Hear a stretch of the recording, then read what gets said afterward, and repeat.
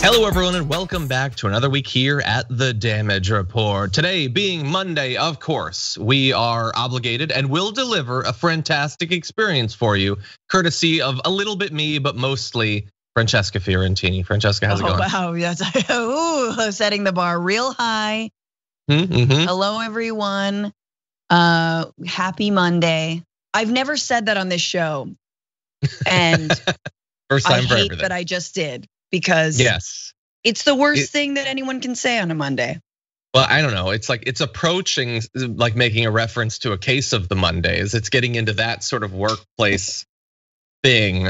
Anyway, so look, last week, if anybody's watching, two Mondays ago, Francesca had some internet issues. Last Monday, if I recall correctly, the show was weird. And maybe it was a Friday. It's usually Fridays when that happens. This one is going to be because I got my vaccine yesterday, and I'm not gonna lie to you, I feel a little weird. I don't know if it's that or what, but I do feel a little bit weird. I'm having a little bit of trouble speaking, so apologies in advance. I'm gonna do what I can to produce an hour. Yeah, no, it's your body is uploading Windows XP. It's going through every version of Bill Gates's Windows. Yeah. Yeah. It is slowly monopolizing the rest of your organs. There's going to be a whole antitrust situation in your body pretty soon. Oh, totally. Yeah. Yeah. It's like trying and failing to connect to Bluetooth. Like all the devices around here. Like I don't need the AirPods right now. Like I'm good. Anyway, but yeah, so apologies in advance. I'll do what I can, but I feel a bit weird, and it made me sleepy, so I drank quite a bit of caffeine, which that produces a good camera ready John. Anyway, so that's out there. But anyway, thank you for joining us regardless of what ends up happening on this show. Oh no, wait, it was Friday. It was when I had to do the Prince, was it Prince Charles? Prince Charles? Prince Philip, you idiot. Yeah, that was a rough eulogy. So anyway, now I have a better excuse. Pretend I got my first dose on Friday. Anyway, thank you for being here. Most of you have probably left, but those of you who are still here, thank you for being here. Please hit the like button and share the stream so that people know that we're live. We've got a lot that we're gonna be talking about. Starting off with Daunte Wright, obviously the big story coming out of Sunday. We've got a few updates on Matt Gaetz, big updates on vaccination efforts. I'm gonna talk a little bit more about the process of getting mine. And Trump gets an award. That's gonna be fun. And yeah, so we got a lot that we're gonna get to. Oh, and also, we're gonna have our top 10 list. So every week for our tier 2 and tier 3 members on YouTube, Francesca and I do a top 10 list, sometimes political, sometimes not. This one is gonna be, it is the top 10 things that, come on Biden, what the hell? Like things that he should have already done that like 100 days in he hasn't. And this was inspired by, and I'm obligated on every Monday show to make reference to John Oliver's program. Sure. He did an awesome segment on refugee resettlement. And so that inspired me to start to think back on some of the things that Biden really should have gotten to by now. These are not things where like all of the Democrats should have done it. That's too high of a bar and they'll never reach it. I'm just saying Biden could have done this stuff. Yeah. So we're gonna have that list for you. Should be fun. Anyway, with that, Francesca, I am too, always. You ready to do this thing? Absolutely.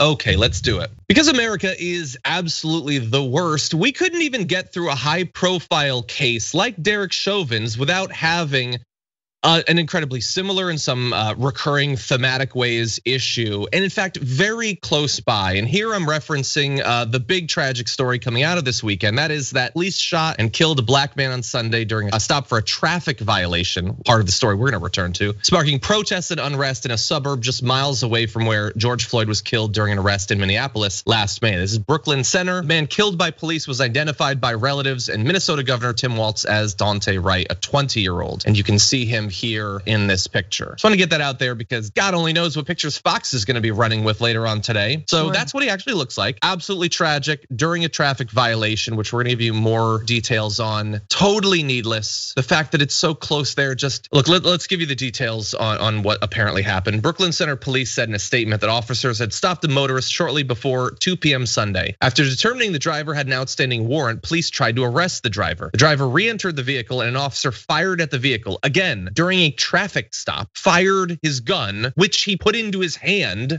For some reason, during a traffic stop, he drew his firearm and began discharging it into a vehicle because it was so high stakes, obviously. You had to risk killing this person during the traffic violation, because if they'd gotten away, that would have been a tragedy, not murder. Murder is not the tragedy from the point of view of most cops. It's, I gotta get back in my car and follow someone if they leave. And we have no idea if he was going to. But let's say he had. They would have had to have followed him. And that can't be abided. And so let's kill him. Let's just kill him so we don't have to follow him. Anyway, they obviously struck him, killed him. And by the way, many of the stories use the incredibly police-friendly, they fired their weapon, striking him, and then he died language.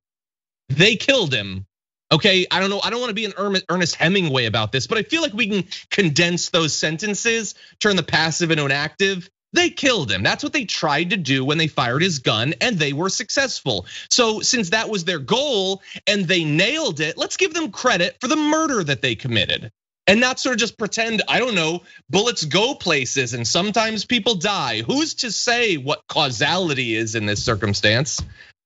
Anyway, we have more information. I apologize that I've gone on for a very long time. Francesca, what are your thoughts so far about this case? No, I think it's important to get the context, and sadly, it mirrors so many cases. And this is why there are calls to defund the police, because at what point has the police proven time and time again, if someone constantly and consistently fails at doing their job, fails at de-escalating a situation, at what point do you say, okay, well, we're gonna actually not give you all the money that you need or that you are wanting because you can't do your job, right?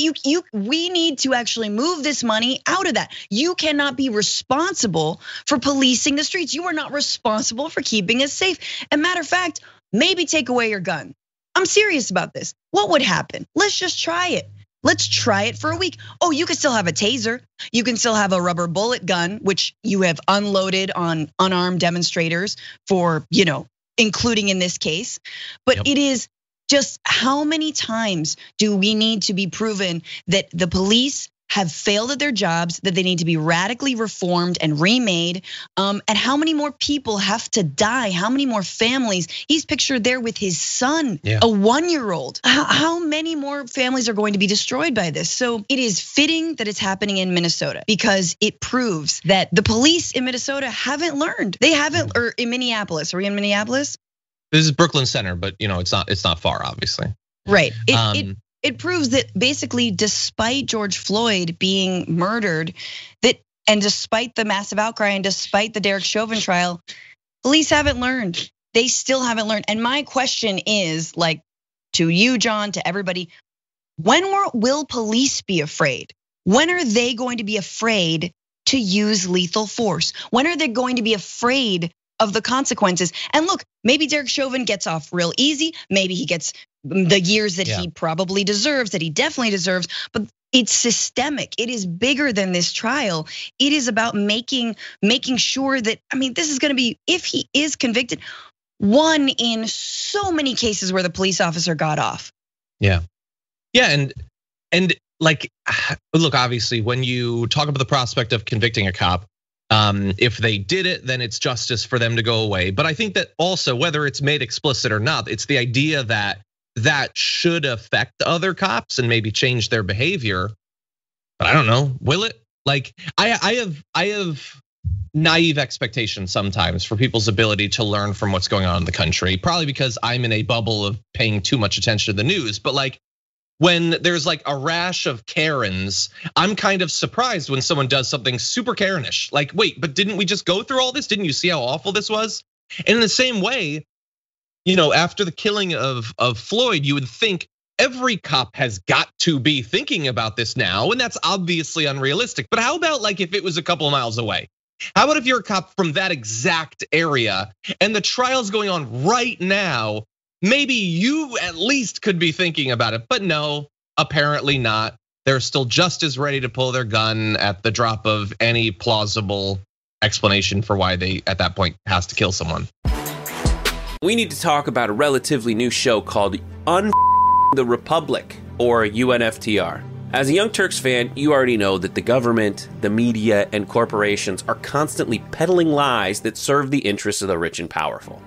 But now there's a podcast dedicated to unraveling those lies, debunking the conventional wisdom. In each episode of On the Republic, or UNFTR, the host delves into a different historical episode or topic that's generally misunderstood or purposely obfuscated by the so-called powers that be, featuring in-depth research, razor-sharp commentary, and just the right amount of vulgarity. The UNFTR podcast takes a sledgehammer to what you thought you knew about some of the nation's most sacred historical cows. But don't just take my word for it. The New York Times described UNFTR as consistently compelling and educational, aiming to challenge conventional wisdom and upend the historical narratives that were taught in school. For as the great philosopher Yoda once put it, you must unlearn what you have learned. And that's true whether you're in Jedi training or you're uprooting and exposing all the propaganda and disinformation you've been fed over the course of your lifetime. So search for UNFTR in your podcast app today and get ready to get informed, angered, and entertained all at the same time.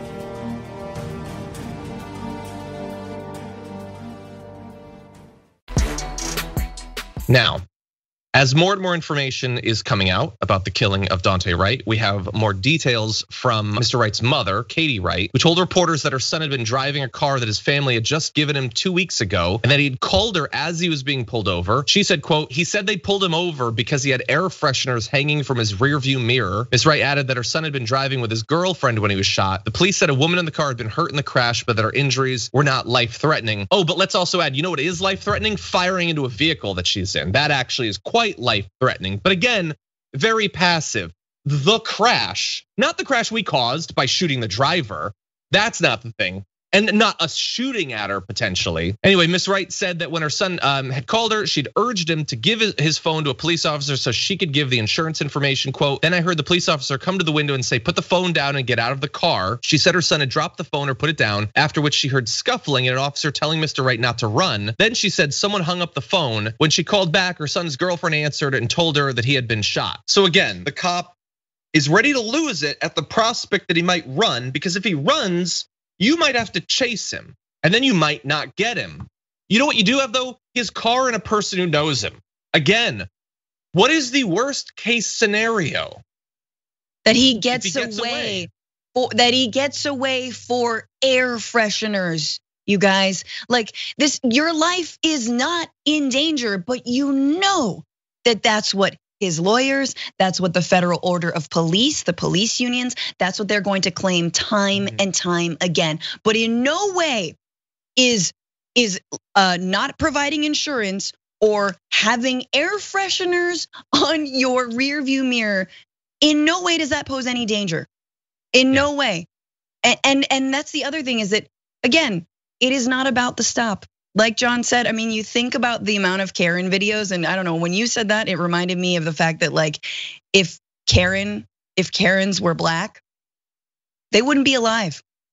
Because it is, you can't freak out when you're a person of color. You can't have a public freak out. You can't have a mental health crisis, because you will be criminalized and you will be like cut down by people who are quote unquote afraid for their lives. I mean, and once again, I mean, this reminds me of I'm gonna forget his name. Is it Alton Sterling, who was killed in front of his girlfriend as well, and his child who was in the car, and she had to remain calm. You have to remain calm even though the police have just murdered your loved one, because you don't want to get murdered by them. Exactly. Yeah, and the only thing I would add to that, totally, you can't freak out, you can't have a mental health issue, you can't have anything, but also, and this is to preempt well, just do what the cops say. Yeah, but also a lot of the times when you do exactly what the cops say, you still get killed. So let's also add that. Not having any issue does not mean there's not gonna be an issue, because very often there's an issue even though there's no reason. I'm also seeing now breaking news that the cop accidentally pulled his gun instead of his taser. Okay, I'm not a cop, I don't carry a gun, and I don't carry a taser. I have a feeling they're different enough that you can tell the difference by touching them, by knowing where on your body they are, I feel like that is not too high of an expectation. And here's the thing, if you can't tell the difference, then you probably shouldn't have either of them. If you just start grabbing for anything because a person might drive away, you are not the sort of person that needs to have something capable of killing people. Like Absolutely. You clearly are not responsible enough for that. And I think the fact that that's a thing that can happen, that it's just, I don't know, maybe I grab my phone, maybe I grab a flamethrower, let's find out today, then no cop should have it probably until we figure out a way for them to be trained to know if what they're about to do is going to kill a person or not. No, it and shouldn't John, be up to the roll of the dice. No, and then the other thing is tasers are shaped exactly like guns. This is the other brilliant thing in policing is that tasers are shaped like guns. Sure, are they the same weight? Do you hold them in the same place in your body? Is the not safety at all the same? There's no way you cannot know that you're not putting the safety off of a pistol. But this isn't the only instance. Supposedly, the officer who killed Oscar Grant in Oakland, execution style, also claims that he was reaching for his taser, whether or not that is true. The point is, you're a poor cop then. You've been trained poorly, and why are tasers shaped exactly like guns? And hey, why do you even have a gun in the first place? Should you be able to use this kind of lethal force anyway, considering you're trying to kill people or so bad at your job you don't know which one is your taser and which one is your gun? The other thing to know, people have been killed for having tasers. There was a case in San Francisco where a young man was killed. He had a taser on him. He was a security guard. He was killed by police because they thought he had a gun. There's a big problem here. There's a pretty big problem. And also tasers, let's be real, people have died from being tased. We're not saying that's a solution, but man, it's better than immediate lethal force. Exactly. And by the way, we're responding to breaking news. It might be different tomorrow, I don't know. So just bear that in mind. We're responding as stuff literally is popping up right now. Following the killing of Daunte Wright, the state mobilized the National Guard after crowds gathered in front of the Brooklyn Center Police Department on Sunday evening, and a curfew was ordered through Monday morning. I believe we have some footage that we can put up as we're discussing this. But outside of the Brooklyn Center Police Department on Sunday night, smoke billowed into the air as a line of police officers fired rubber bullets and chemical agents at protesters, some of whom lobbed rocks, bags of garbage, and water bottles at the police. At around 11:30 last night, Brooklyn Center Police declared the crowd an unlawful assembly and said anyone who remained at the scene, including journalists, would be arrested. Because it's America, and you can do that apparently because the crowd is inconvenient.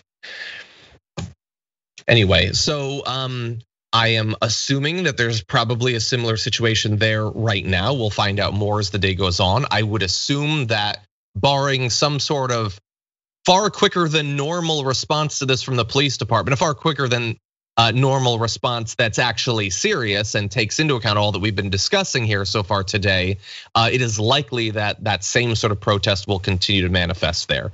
Again, especially considering the context of where this particular police killing happened. Absolutely, and once again, the response proves the point of the protesters. The violence, the rubber bullets, the tear gas, these non-lethal weapons that do this cruel thing of proving that both cops are armed to the teeth with things that don't actually kill people, but maim and stall people.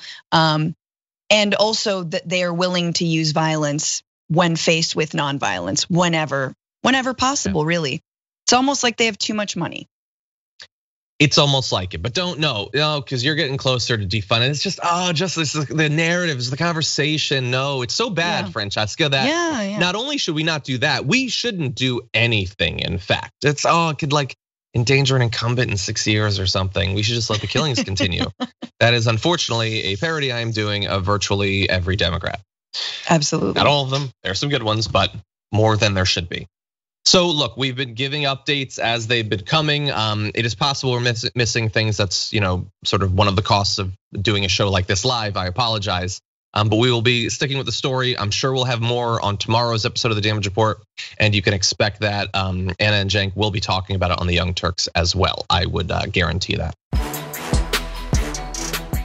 Matt Gaetz is declaring sort of victory during this whole thing, pitching himself as a better fighter than ever because of all the stuff about the underage sex trafficking and all that. He tweeted, "I may be a canceled man in some corners. I may even be a wanted man by the deep state," because you gotta add some conspiracy theories. "But I hear the millions of Americans who feel forgotten, canceled, ignored, marginalized, and targeted." Yeah, millions of Americans have been canceled for sex trafficking. That's a thing that's happened.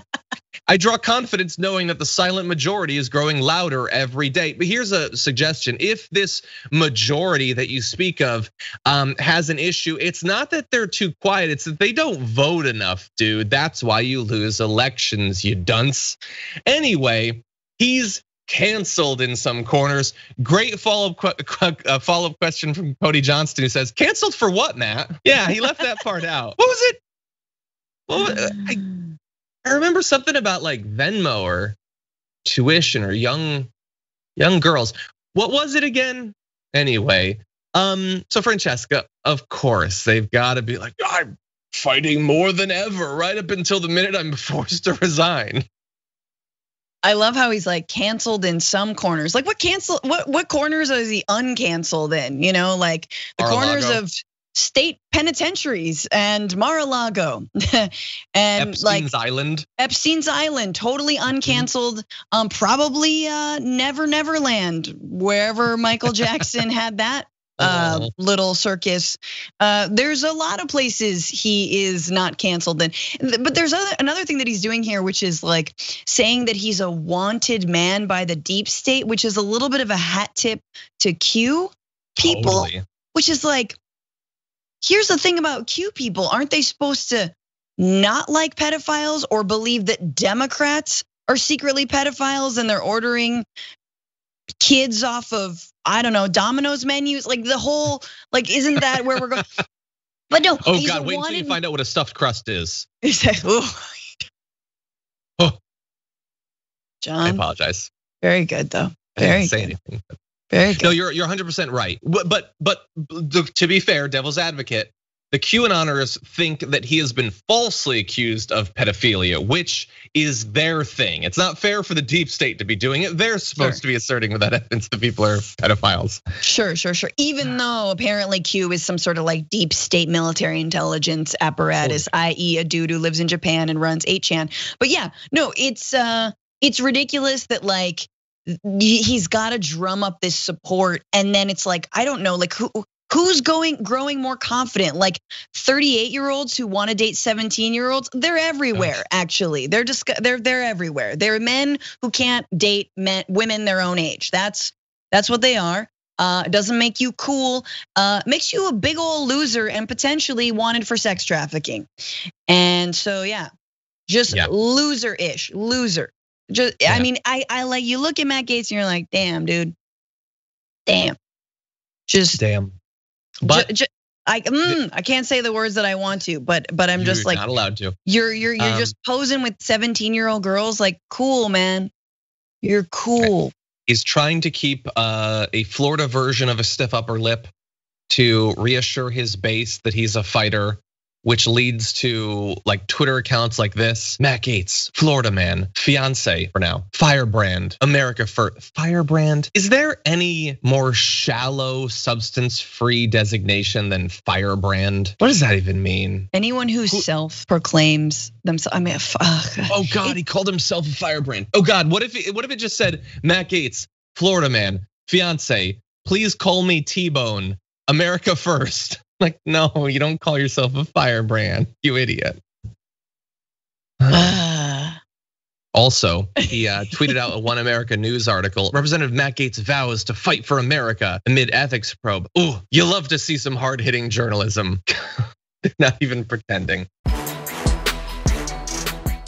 So Matt Gaetz has been set adrift for the most part from most of the Republican Party. Sure, he's got Marjorie Greene and he's got Jim Jordan, so he's got the sex scandal wing of the Republican Party locked down. But one notable exception is that Trump really hasn't had the time of day for him. He put out one like 7-word presidential statement saying, Matt Gaetz has denied the allegations, bye. And that was pretty much it. Now, over the weekend, Matt Gaetz did go down to Trump land, and he gave a speech at the Women for Trump event or whatever. But apparently that that wasn't the main reason he went down there. According to CNN Politics, Representative Matt Gaetz, who is facing a federal investigation into sex trafficking allegations, was recently denied a meeting with Donald Trump at his Mar-a-Lago estate as the ex-president and his allies continue to distance themselves from the Florida congressman. Two different people familiar with the matter say Gaetz tried to schedule a visit with Trump after it was first revealed that he was being investigated, but the request was rejected by aides close to the former president, who've urged him not to stick his neck out to defend Gaetz. Now, one of the representatives for Gaetz, Harlan Hill, a guy who was fired from Fox for calling Kamala Harris a bitch. He's the PR rep, a guy who can't get on Fox because he's too toxic. He said Representative Gaetz was welcomed the Trump doral this week and has not sought to meet with President Trump himself. He says that Gaetz has been mostly relaxing with his fiance this week during recess. You gotta. So he's like, we know he's spending his time. We have to assure you he's totally still cool with his fiance, and the vibe can best be described as relaxed. Relaxed. That's the vibe with his fiance right now. Okay. Just super relaxed, driving around a golf cart outside of Trump's office, going like, hey buddy, I'm here, just relaxing with my fiance. Shut up. She loves me though. Anyway, beep, if you wanna, I'll be by the pool. I got a virgin Bloody Mary for you, buddy. Got a 6-pack of Diet Cokes. They got your name on it. Yeah. Well, anyway.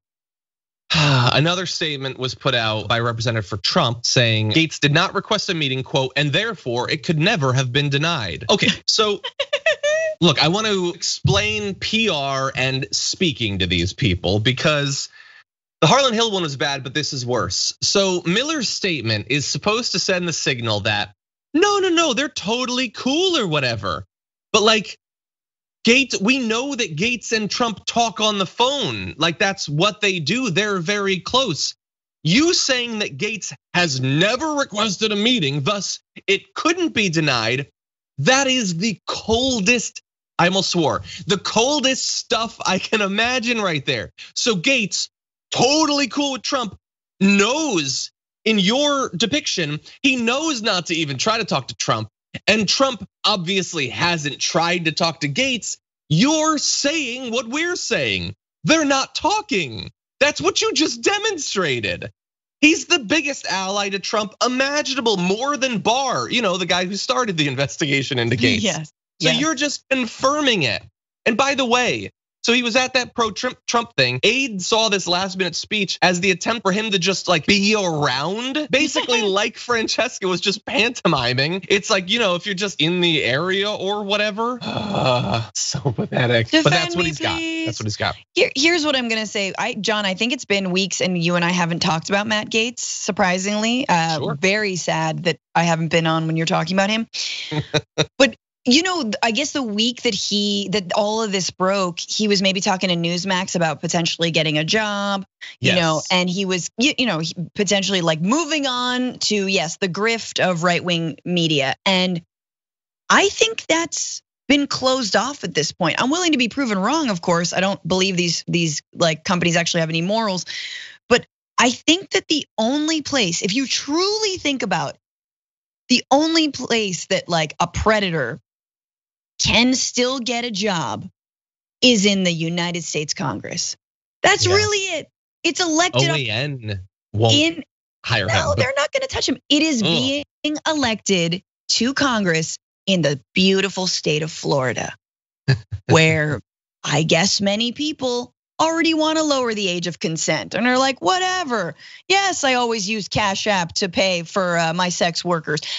Look, bless you if you're from Florida, but also kind of the worst state. And look, but the voters in Florida are gonna consistently send Matt Gaetz back to office because he's gonna consistently tell them he's being canceled. It's a conspiracy, blah, blah, blah, deep state. So it's kind of the perfect place to hide. Yeah, if you could pick a state, he's gonna be safe there. And it's important to note that all these updates today's updates look pathetic. Friday's updates about the Venmos obviously looks really damning. That doesn't mean he's going away. No. Marjorie Greene was like, Nancy Pelosi getting shot in the head, thumbs up for that, and she's still a congresswoman. It is entirely possible that he will survive this. But along the way, we can have a little bit of fun. That's maybe the best that we can hope for. America is the worst. Republican voters, we talked about on the pre-show, Josh Hawley, like last election cycle, the first 3 months he raised, I think it was $47,000. The first 3 months of this election cycle, where he notably tried to overthrow the US government, he raised $3 million. Marjorie Greene raised $3 million. She isn't even in committee. She can't even do the work, but they love this stuff. Matt Gaetz, for all we know, might be raising more money than ever before in his life, specifically because of the sex trafficking. Yep. Think about how many Wayfair cabinets he can afford with the money he's bringing in. Anyway, John, he can afford double stuffed crust. Anyway, it hasn't been defined, so I can't get in that much trouble. Okay. Why so is John's worse than me? Now I'm the one that's blushing. I'm trying. It's a flipping.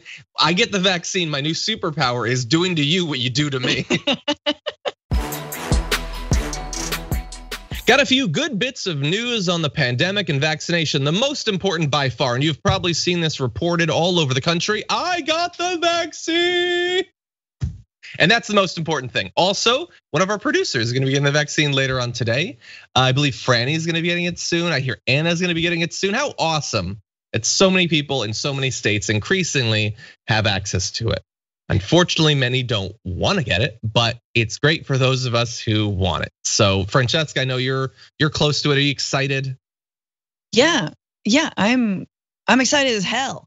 I want to leave the house. I want to see people. I realize I don't need liquor every day when I can see a friend, which is interesting. And so, yeah, I'm very much looking forward to seeing people.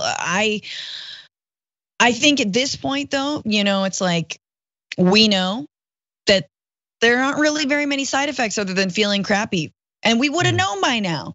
We probably would have known by now. And yes, we don't know beyond like 6 months or something. Maybe in like, month 12, we all turn into zombies, or like this is how the X-Men starts. In which case, I claim Rogue, and that's cool. That's a pretty good one. I'll be Jubilee. Oh, it's Sparkles.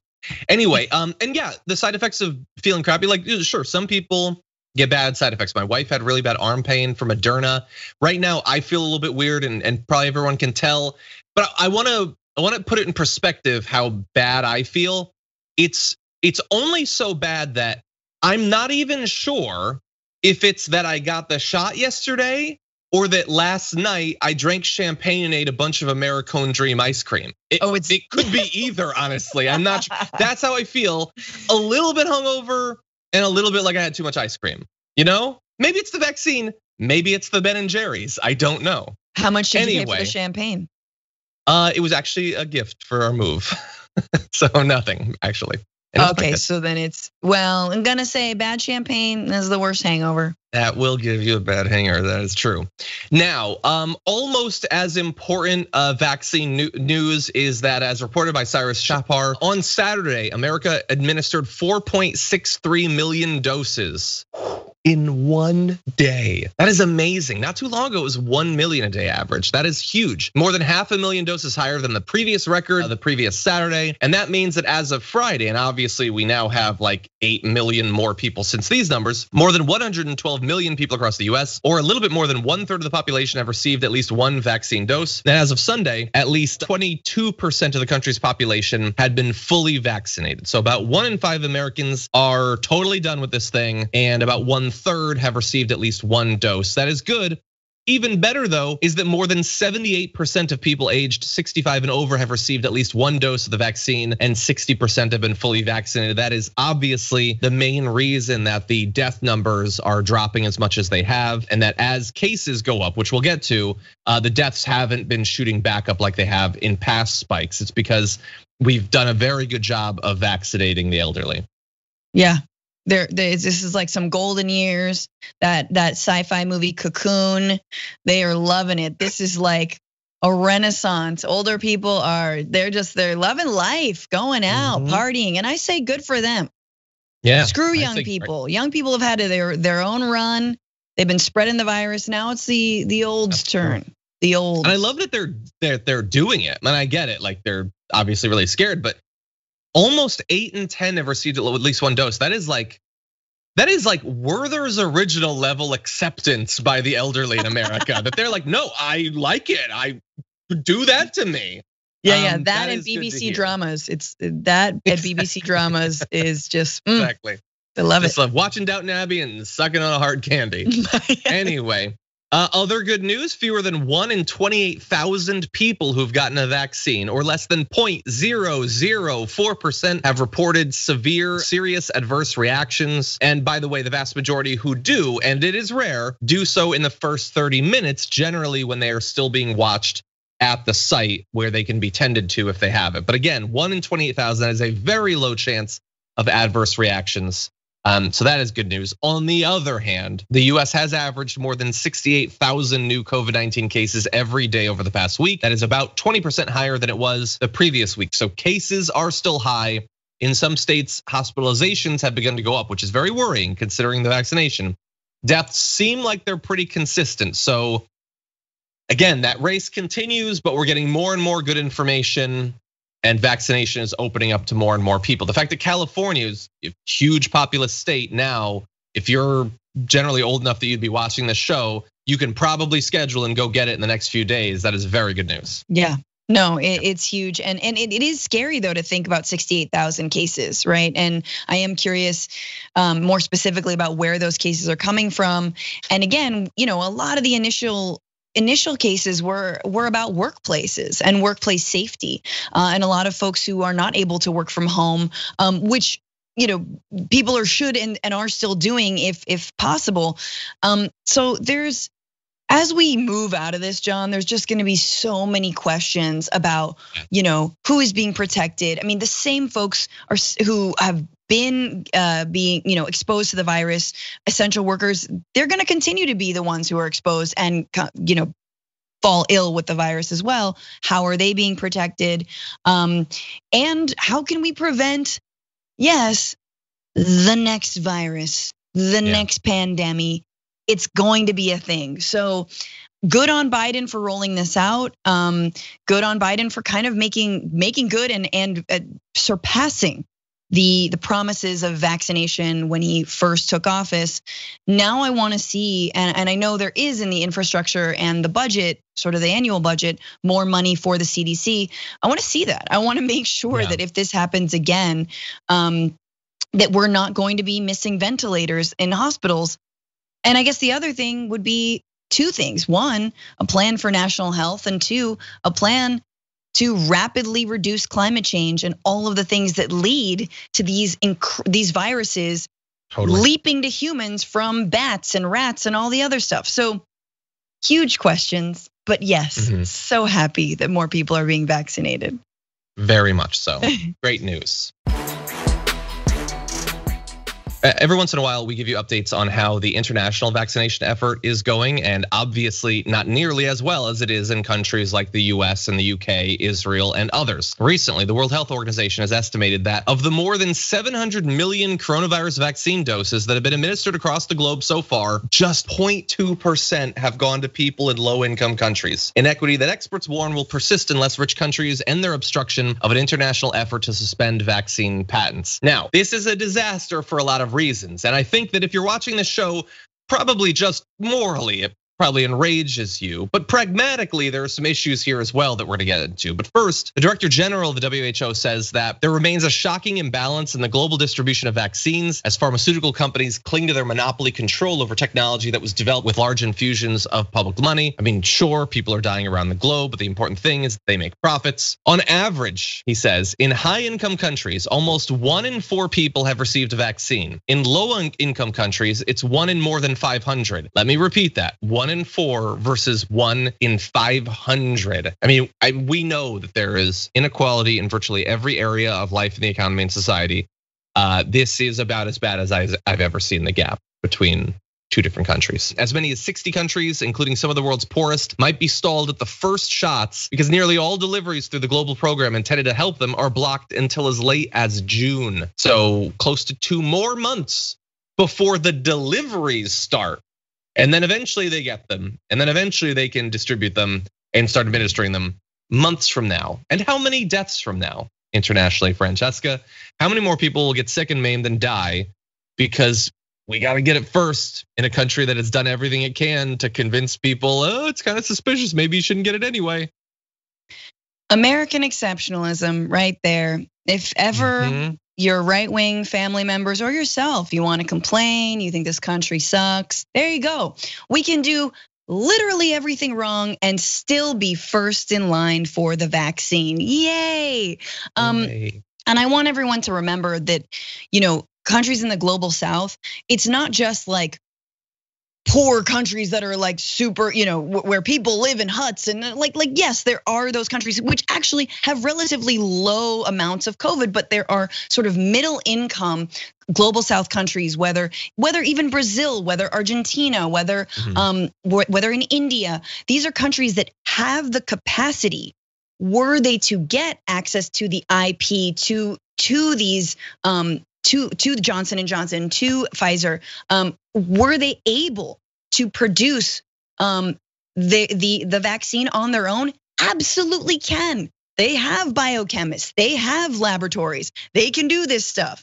And the fact is that big pharma will not allow that in the United States, and the Biden administration is absolutely going along with that, which is not okay. For so many reasons. And of course, we have a crisis at the border, even though the Biden administration doesn't want to call it that. If there are going to be, tens of thousands of unaccompanied minors, that's not a good thing. How do you think that trying to escape not just climate change, not just gang violence, but a pandemic will affect migration patterns? Totally. I'm going to say it's going to increase them by quite a lot. So I just think it is important to understand going forward that we can't double down on big pharma, even though they've saved our asses here. But this is not okay. It's time to actually leverage our power, the money that was given to them, right? The federal funds used to help their R&D. Because the last thing I'll say, John, is the reason we have R&D. Correct me if I'm wrong on this, but is because Chinese scientists actually released what they understood to be the DNA sequence for COVID, for COVID-19, right? Here you go, this is what we have. And Pfizer and Moderna and J&J were then able to use that to develop their vaccines, I believe. I don't know if the J&J was the exact same. But so they were open about, here, you don't have to sequence this, we have the sequence, go forth, right? And now we know that like the China vaccine, there's a vaccine developed in China. That's not as effective. They might need more doses than previously thought. The Sputnik vaccine in Russia also not doing so well. AstraZeneca is better, but that's the one that's being administered in Europe. So what I'm saying is that like we just took that IP, we developed, and we just developed the vaccine, and meaning Pfizer and J&J and Moderna, and just not helping the rest of the world. Yeah.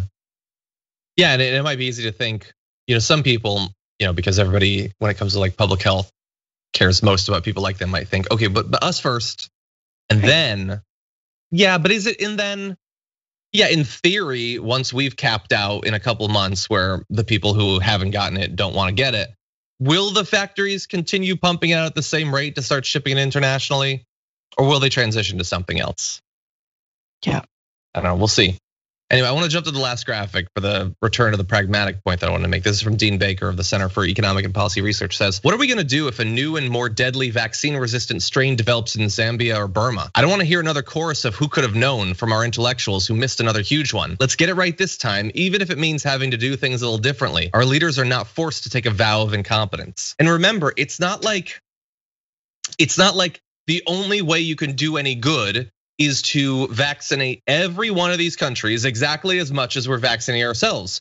Again, remember, the deaths and severe hospitalizations are disproportionately clustered among the elderly. So the first batch probably through corruption, goes to the leaders and the rich or whatever. But then the second batch goes to the elderly. And you can do the most good with a relatively small number of international doses. That's what we need, but if we're gonna get it, it's not gonna be through the goodwill of the companies. That is never going to happen. It is going to be because Biden makes it happen. And so far, he is not doing that. Donald Trump is still in kind of a bad mood months after losing re-election, and Republicans, as much as behind the scenes they might mock him or worry about what effect he's going to have on their prospects of retaking the Senate, for now, they need him on their side. And so they are using very sophisticated tactics to keep him happy. I'm joking, it's not sophisticated. They made up an award for him to make him happy. The National Republican Senatorial Committee presented a new award to former President Trump over the weekend as GOP officials and fundraisers descended on Palm Beach, Florida for a donor retreat. Rick Scott tweeted out, "This weekend I was proud to recognize President Donald Trump with the inaugural NRSC Champion for Freedom Award." It even sounds kind of made up. President Trump fought for American workers, secured the border, and protected our constitutional rights. So it's just an award for everything. Like the border or workers. What did he do? Did he raise their wages? What did he do? And rights. Which ones? All of them. He did those, and so you get him holding his bowl. That's what he is now. He upheld the Constitution. Yeah, you're supposed to. You're the president. Supposed to. Do you give it to every president then? You're supposed to do that. That's like, it reminds me of the Chris Rock bit where he's like, I take care of my kids. And they're like, you're supposed to. That's what you're supposed to do. No, I mean. What do you want, a cookie? Up until the point when he sicked a mob on Congress and tried to deny a Democratic election. Up until that point, he was real solid. Totally. Those like are important rights. It's a great little cup.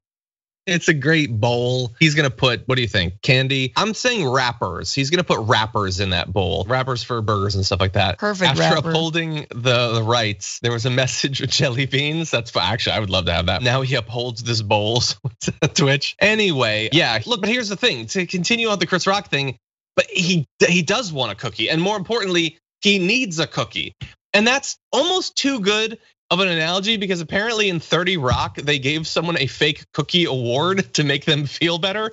And that is what he's doing.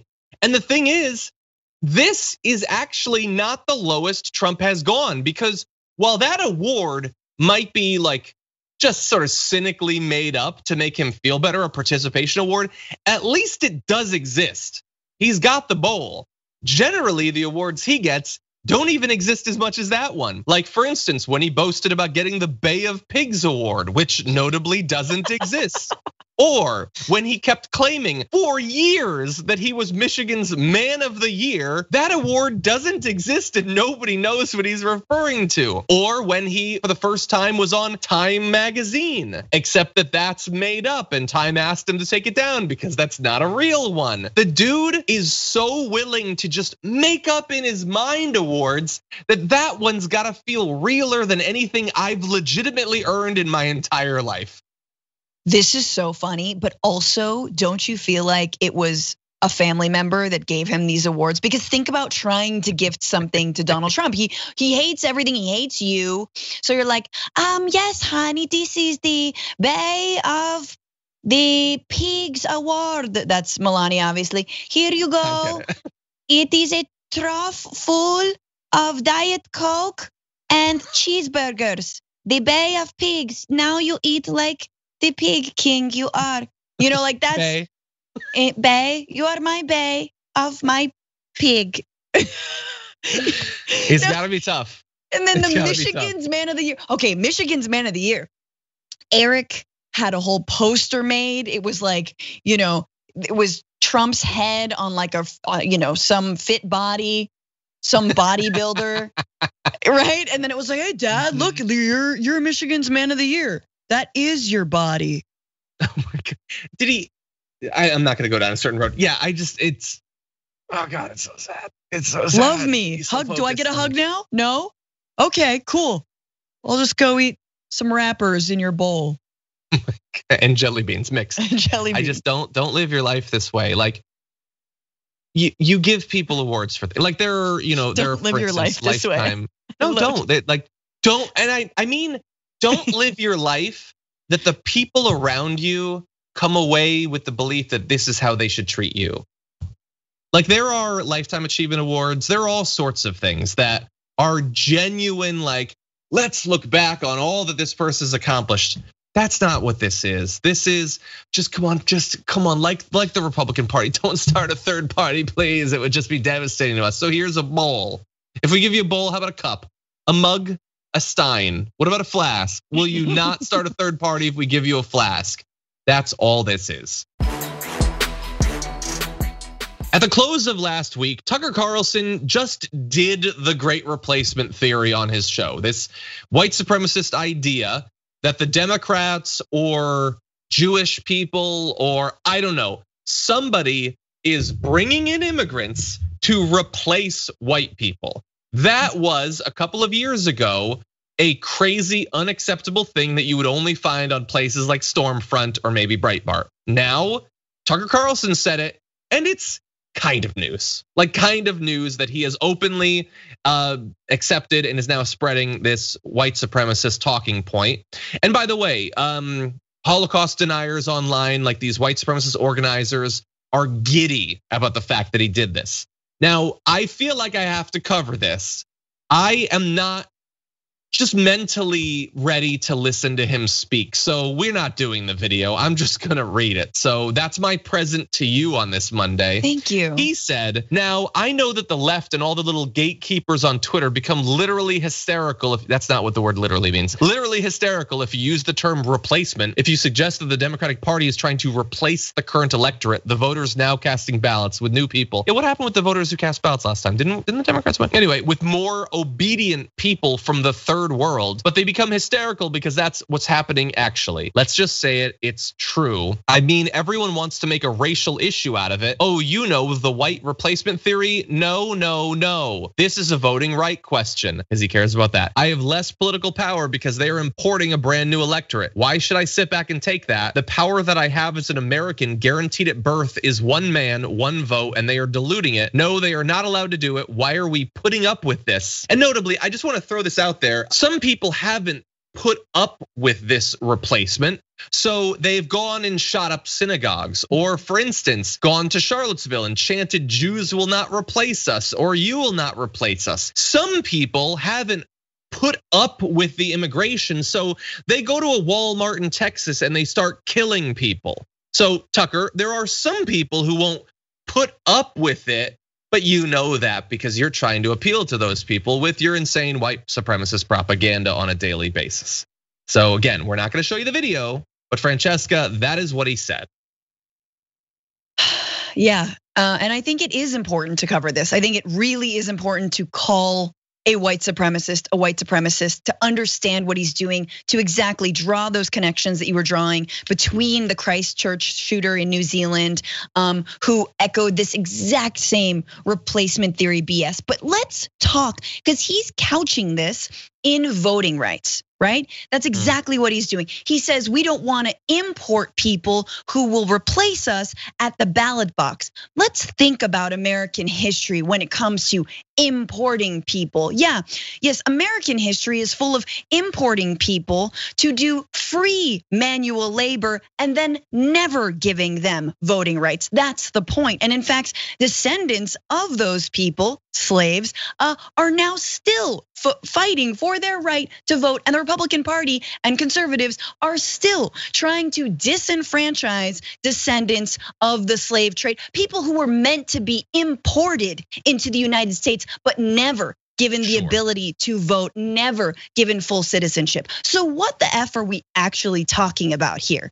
You know, that's number one. Number two, it's patently false. Number two, undocumented immigrants are not able to vote. That is what is going on. We've got 11 million undocumented immigrants in this country who are not citizens, who've been living in this country for years, who do hard labor, who do labor that all these little scared white Nazis online would never get up at 5 a.m. to go work at a poultry farm or go, go pick tomatoes in a field. Okay, so honestly, until you're willing to do that, maybe then we'll talk about your white supremacist replacement theory. But like, it is all bonkers. And it absolutely is just just appealing to the crazies. Just wear the hood, buddy. Put on the hood and do your show. And my last point is, anyone who goes on Tucker Carlson or anyone who watches the people who go on Tucker Carlson, Glenn Greenwald, Jimmy Dore, it's the same thing. You are condoning white supremacist ideology. So you're not a leftist, you're not a progressive, you're not a firebrand, you're not an independent thinker, you are a white supremacist apologist. And Tucker that is his mission. He'll occasionally talk about other stories, but it is trying to do what this story is. Normalize what used to be unacceptable white supremacist and white nationalist talking points, but they are now very acceptable on the right. And because Tucker Carlson has this aura of being reasonable, he has magazine articles written about him and stuff like that. He has a big audience. So if he says it, it must be acceptable. But no, it is the crazy stuff from 4chan and Stormfront and all of that.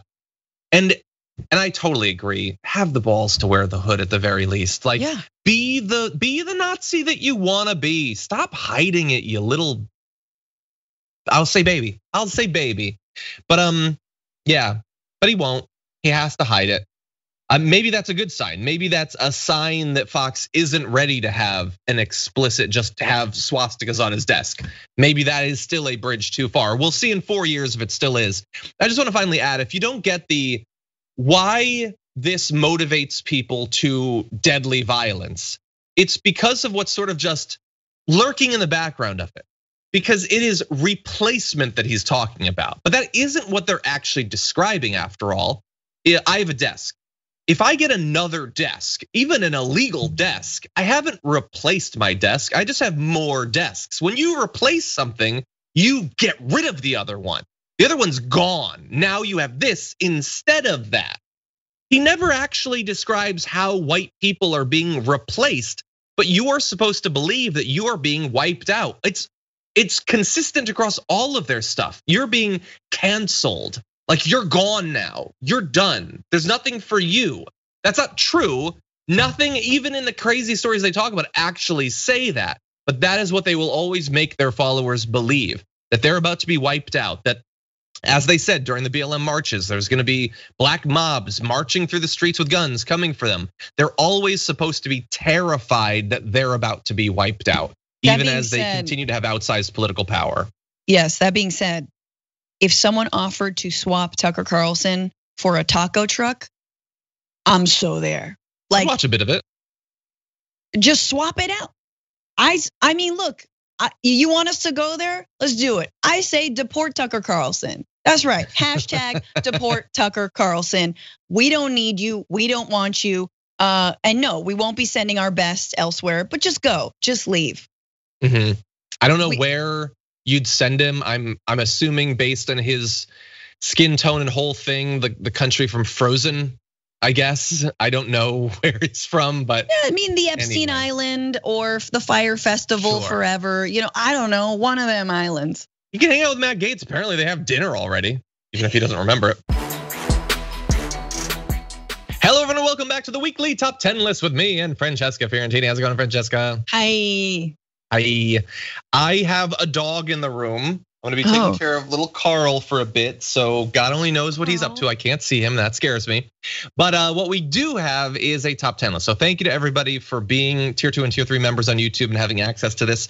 This week, it is a political one that was inspired by John Oliver's show on Sunday. We're gonna be talking about 10 things that Biden hasn't done that he really, really should and really, really could do, basically without needing any of the other stuff that's causing so many problems out there. The Joe Manchins, the Kristen Sinemas, Mitch McConnell, whatever. So, Francesca, where are you starting at on this one? Oh God, so this one requires a little more research. I try not to do that often, but occasionally, yeah. Very difficult. Okay, number 5. I think, and they've not signaled that they are gonna do this, but I really think that the US should move the embassy, the American embassy, out of Jerusalem, where Trump put it into. Yeah, no, but this is something that is so simple. It is symbolic. Yes, it would be a symbolic move back, but it would also say to Bibi Netanyahu and the right in Israel that like Jerusalem is contested, that it is shared, and that we're gonna move it back to Tel Aviv, wherever the hell it was before. But like it's too volatile to put the U.S. embassy there. So yeah, he's never gonna. He's not going to. Exactly, but it's something that would be super easy. Done. Yeah, yeah. It's they kept saying they were going to, but then didn't because that would be too. But now that it's done, he's not going to do it. That's a great inclusion, though. It's kind of like settlements, once they're done in Israel, they just kind of stay. It's almost like that's the point. Yeah. Okay, my number 5. So my top 4 are for me and the world. Number 5 is for someone else. It's for Senator John Cornyn. So why hasn't Biden tweeted crazy shit? Seriously, John Cornyn was tweeting about how this president, it's all like his PR is all about not damaging himself. So all of his tweets are really predictable. I get it. Look, that's stupid. But even for us, maybe like it would be like maybe he could spice it up a little bit, make things a little bit more interesting. People are a little bit less interested in politics following the election. They're all burned out. Maybe Biden could say something crazy. He could do that. He's got a phone. He probably knows how to use it. I think he could say something crazy. That would be nice. He did say something like the poor are getting like screwed or something like that. He had a really old timey phrase. They're getting fleeced. Yeah. He said the poor are being fleeced. That was good. That's an old timey one. Yeah, we haven't had that many old timey phrases from him. That would spice things up. Okay, what's your number 4? God, I think, okay, so I'm trying to look and see because he's making some moves on some things. But it's something we talked about on the main show. I think there is absolutely I don't think it's defensible for a Democrat to continue to uphold big pharma patents on a COVID vaccine. And I absolutely think that part of we want to rejoin the world, we believe in internationalism and cooperation and blah, blah, blah, blah, blah. Put pressure on these big pharma companies to release a generic version or release the IP of the COVID vaccine. That's it. Yep. It doesn't matter. I mean, you're showing that you cannot work actually globally around something like climate change if you can't address this pandemic in an international way. That is the antithesis of Trump. And so I would say do it. So I'm surprised that he has not done that yet. Yeah. That is exactly my number 4. Specifically making the actual patent available internationally for every country to begin producing. And he is not going to have an opportunity internationally to do something as simply that will do as much good for the world, that will generate as much goodwill for the world. He can do it to, countries that, we have good relations with. He can do it to neutral countries. He can send better ones, Russia, like he could send those, like he could do this stuff. Right. It would be relatively easy, except that it would piss off some of their donors, I guess, but it's totally necessary. It would save so many lives. He should 100% do it. And it's not yet looking like that's likely to happen.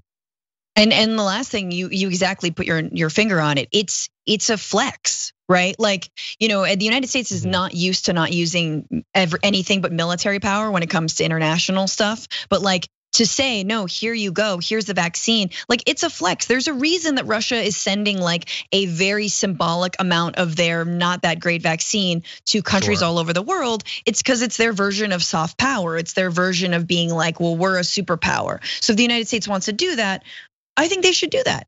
I mean, it's a perfect flex against your supposed not adversaries, but competitors. Sure, definitely. What's your number 3? Okay, number 3, it's gonna get harder as we go, but you got an exploratory committee. Just do it. Just abolish student debt. Drop it, abolish it. Stop exploring. You were talking about him running for re-election with the exploratory committee. Oh, okay. Just don't run. No, I'm surprised he hasn't started his campaign yet. No, I'm surprised he hasn't stopped student debt, like eliminated at least 50,000. Personally, I think anything less than 50,000 is weak sauce. I think 50,000 should be the starting point, but I think he could also just do the whole kit and caboodle. Once again, we've talked about this on the show before. The way to be untouchable in the minds of millennials and Gen, whatever the hell TikTok is. And like that is the way that he ensures another term. He will create so much goodwill, and it will also be a huge boost to the economy. Yeah, that's a good one. That's a good one. My number 3 is gonna be another international one, and that is that he should follow up some of the stuff he did to stop assisting the offensive operations of Saudi Arabia against Yemen, and to actually pressure Saudi Arabia to stop the entire thing, and specifically to stop the mid-pandemic blockade that is producing so much additional death, not directly tied to military weapons. We have influence over Saudi Arabia. We should 100% be using it. It would be the moral thing to do, but it's also now politically easier to do because more and more voters on both sides don't get our like clingy relationship with Saudi Arabia. Like you could do that. You might even get some credit from some Republicans for doing that. And you would make good on some of the claims you've made about being anti-war during the primary. So he should 100% speak out against that and start putting pressure on them publicly.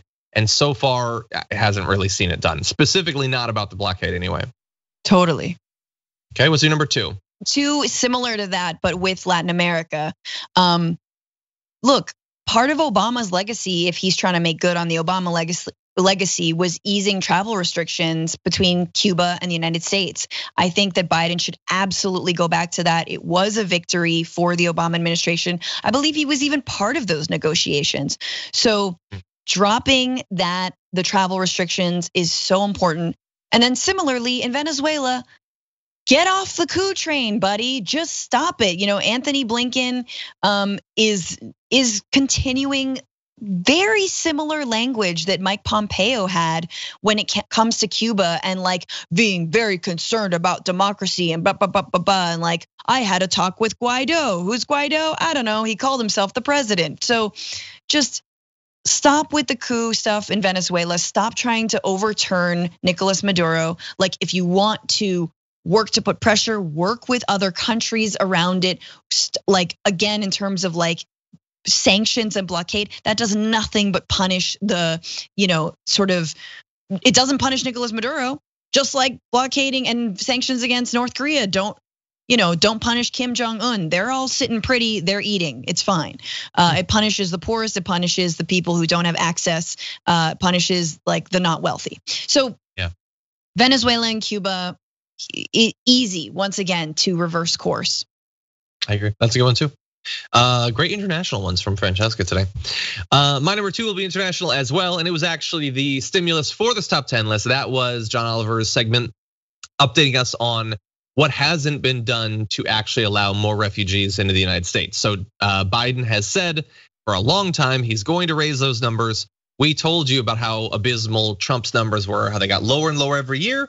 And he announced early on after inauguration that he was raise it like by 5 times, and then he hasn't actually done it because the announcement isn't the thing that actually does it. He has to sign something that actually does it, and he hasn't done it.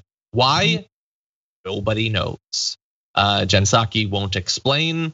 He won't explain. They just haven't done it, and it is having devastating consequences for those who, in theory, could have already come in but haven't. Anyway, if you want more info on that, definitely watch Last Week Tonight. It's the beginning segment is about refugees. It was a great segment, and it's one of the things where mine are mostly trying to focus on things that he could himself do today if he wanted to. And so if he's not, we should be asking why. And I think this is a great one for that. Was that the same? Is that the same topic as using the pandemic to deport people as well? Or in theory, they should be lumped together. Yeah. Right. Exactly. What's your number 1? Continuing to do that. Number 1, yeah, that's perhaps true. the most important, really. Where is the White House cat? I was promised a cat. There was one, but Major Biden ate it. Big deal made of this White House cat that's apparently coming. Meanwhile, Major and what's the other one's name? Colonel? Champ. Major and Champ Biden General. Yeah, they're biting left and right, which is fine. Look, I don't blame them. I would absolutely try and bite a Secret Service agent if I was moved into the White House, but I do need to see a cat. I need to see it soon, and I hope it's a tuxedo cat because they are the best. And I hope it's chubby and fat, and I want to follow its Instagram, and I want to toss it a baguette and have it catch it in its little paws. Have you seen a cat catch a baguette in its paws? Oh, I gotta see this now. I didn't know this is a thing. That's my favorite new genre. Have they said that they're getting a cat? They've said they're getting a cat. I think there is no update as of now on when that is happening. I can't believe they would tease us in that way. They're acting like cats, actually. Ironically, yeah, I would worry about the cat with critical Major around, but that would be cool to have more pets. So I hope that we get that. I just hope that we don't have one briefly. Imagine if Major killed the White House cat. Like Biden's giving a speech and you see in the background Major walking with like the hanging body. God, that'd be devastating. Okay. Equally serious, my number one, many people have probably been waiting for this, and it was your number 3, I believe. Cancel the student loan debt, you a-hole. You could do it right now. You should do it right now. It is a pandemic. We have been holding off on interest and repayment for federally backed loans, but that's going to end, and then people who've been out of work for a long time are gonna be devastated. So just cancel it, stop putting it off.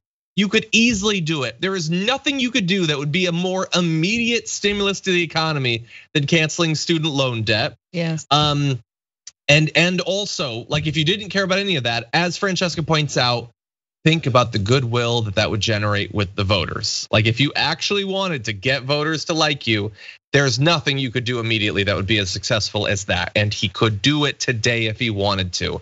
I don't think he's gonna do 50,000. I don't care what exploratory committee he gets. He supposedly has an exploratory committee for expanding the Supreme Court. Sure. But he could do 10 or he could do 20 or he could do 30 or whatever. And that wouldn't be everything for a lot of people. A lot of people would still be drowning in debt, but it would be that much better. And it's not just the sheer amount. It's that amount then wouldn't be generating interest that makes it like these are insurmountable tasks for many people because of how high it is. So he should 100% be doing that. It is highly suspicious that he has not. Okay, everybody. Francesca, thank you as always. Yours was good. I'm gonna be looking out for that cat now. I know. I want to see it. Yeah, he could call it like corn pop or whatever, like do a little throwback to the election. God, I don't know. It should so be called corn pop. The tuxedo chitty. First of all, but thank you for the shout out. But I just back to your first thing about not tweeting more. Like I do think that little things like that, little like throw us a bone or a cat, throws a cat bone. Throws a cat bone, yeah, like make it, that's like a self-effacing, like I get that corn pop was a funny rant and it was silly and I probably went on for too long. Now my cat's name is Corn Pop. Once again, Gen Z will absolutely love you for that. Yeah, you could do that as a throwback that Gen Z would love. You could name it Laptop and then the right wing would just lose their minds about Hunter Biden. Anyway, you could have some fun with it, Biden. Or just name it Giuliani. That'd be so good to name it Giuliani. That would be great. Anyway, Francesca, thank you. Thank you to everybody watching this for supporting the network and giving us the opportunity to do this special content for you. Feel free to post below if you have requests. I have a couple of ideas, but I'm always down to hear more top 10 requests. So feel free to post those below, and we'll see you in the next one. Since we began the Damage Report, one of my favorite parts of doing this show is that I've been able to meet and hopefully talk to and then introduce to you candidates from around the country. And over the past few years, we have talked to literally hundreds of candidates, many of them first-time candidates running in both primary and general elections. So many great candidates, especially those endorsed by the Justice Democrats. We're very lucky to speak with now Representative Alexandria Ocasio-Cortez during her primary. And so I am thrilled to begin that process for the next cycle as well, as we speak with the first endorsement from the Justice Democrats in the 2022 cycle, running in Tennessee's 5th district. Odessa Kelly, welcome to the Damage Report. Hey, I'm glad to be here. We're very glad to have you here as well.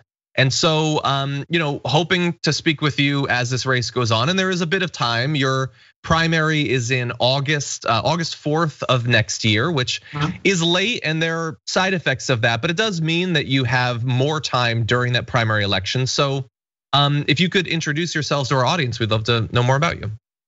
Of course. Hey, my name is Odessa Kelly. I am a native from Nashville, Tennessee, which is a rarity. And Nashville these days is one of the fastest growing cities in the country.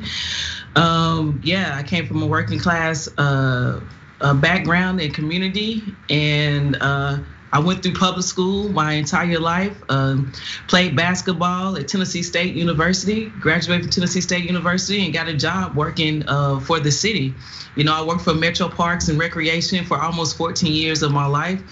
And that work is what led me into becoming the executive director of Stand Up Nashville and doing activism work. Every day I was in a community where people always had their backs against the walls, living check to check, trying to figure out how they were gonna make it to the next moment, and understand that they had these barriers that were in front of them that, they didn't place there, that we as a society had placed in front of them, and then doing that work, doing Stand Up Nashville, that pushed me to this moment, where I was like, I can't sit around in a moment and watch democracy happen when I have every right to be a part of it, just like you do.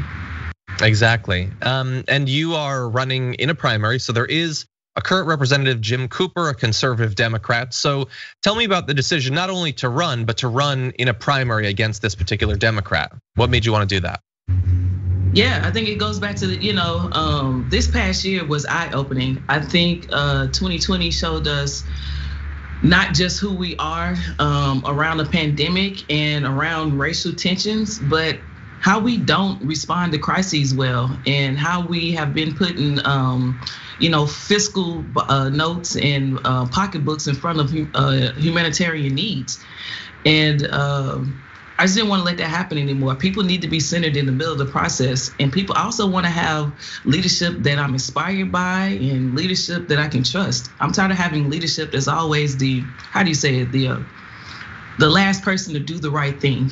And I'm running for my own life. I have family members who definitely need Medicare for all and need Social Security, something that Congressman Cooper's always trying to cut. And so some of the big topics that dominated political talk last year during the election, we had the pandemic. Obviously, there was the massive social movement around Black Lives Matter and criminal justice. Jim Cooper, what was his leadership like for those crises last year? I don't know, and that's the problem. As an organizer, I can tell you about what we did. I can tell you about how I was affected by it as a Black woman, as a mother of a Black son. I think today, we just had another individual that was shot and killed. I don't know what we can say. I have marched, I've protested. We've organized around these things, yet it still keeps happening. And we need to have congressional leadership that has a shared perspective at the top that knows the urgency of these needs. Okay, and I know you have an ad out, and you talk about quite a few high-profile issues. What are you hoping to make this campaign sort of center around? What particular issues are you going to be focusing on? Well, the top two things that I want to focus on if I get elected is Medicare for all and Green New Deal with union jobs. And the reason why that's important for me is because, again, being an African American, a person that's usually living check to check, I never have the time to think or give my 2 cents about the earth, but the earth is important to me. So voting for the Green New Deal does two things. It gives me a chance to help clean up the earth and do my fair share.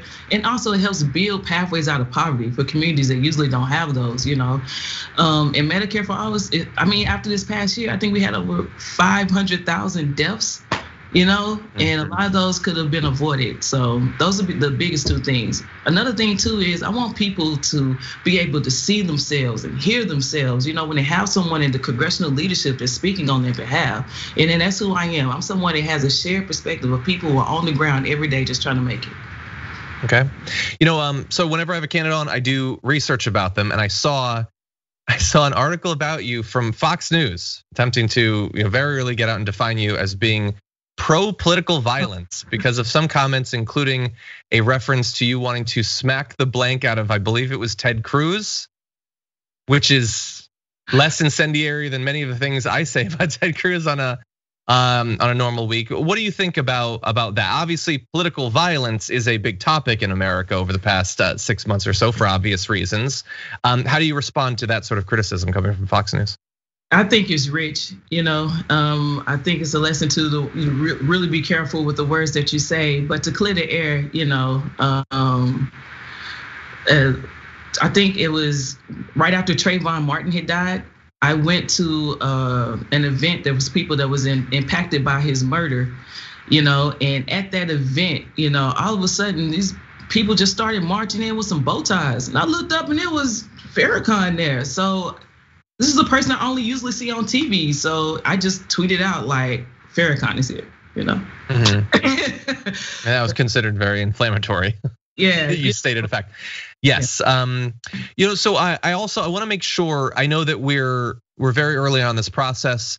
Normally when we talk to candidates, we ask, sort of how they want potential viewers who might want to help them out. But I have to admit, at this point, with the pandemic still existing, I don't know what campaigning is like. I know what it was like last year. So at this stage, what is your campaign looking for? How can people in your district possibly help out? Yeah, thank you for asking that. I mean, it's very simple, volunteering and money, is the two things that we definitely need at this point. The reason why we started so early is because I'm not independently wealthy. There's a redistricting issue that can happen here, and we won't find out until late January of next year whether that happens or not. And no, I don't have the funds to just jump in at that time. And we wanted to run a serious race for the people here who need help. Go to OdessaForCongress.com, go to any of the social media platforms, and whatever you can give, we appreciate it. Even if it's telling your friend, your mama, or your rich friend, like give Odessa some money. What we don't want to be is one of those campaigns like the wealth gap is a real thing. A lot of people come in at the end of campaigns and give money, but by that time, the other candidate has a 9-10 month start. So, we're really trying to reach that goal right here in this moment so that you can hear my voice. This is a campaign I hope that all of you out there are proud of, because it's me telling a story and using this platform to tell the story of real, everyday, hardworking people. Okay, Odessa Kelly running in the 5th District of Tennessee. Appreciate you joining us on the show today. Thank you very much. Thank you for having me.